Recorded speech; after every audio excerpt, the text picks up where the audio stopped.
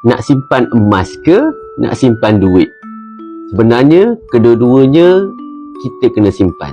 Duit untuk simpanan jangka masa pendek dan emas adalah untuk simpanan jangka masa panjang. Apakah kegunaan simpanan jangka masa pendek tu?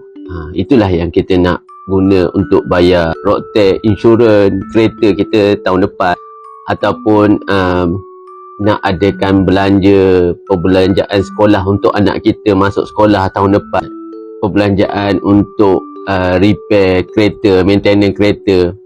Itulah salah satu contoh kita buat simpanan dalam bentuk duit, simpanan jangka masa pendek untuk kegunaan kecemasan, untuk kegunaan dalam jangka masa pendek. Kalau emas pula untuk kegunaan jangka masa panjang, kita simpan 2 atau 3 tahun dan ke atas. Contohnya buat simpanan untuk dana pendidikan untuk anak-anak kita, untuk anak-anak kita sambung belajar.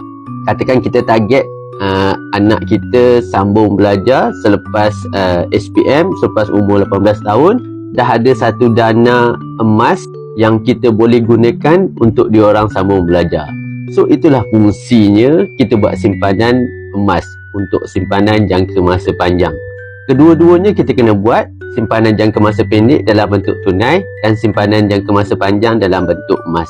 Banyak lagi fungsi simpanan jangka masa panjang emas ni, bukan hanya untuk dana pendidikan. Mungkin kita boleh buat untuk jadikan deposit untuk beli rumah, jadikan deposit untuk beli hartanah lain, ataupun kumpul emas untuk pergi umrah, pergi haji, pelbagai matlamat yang ada.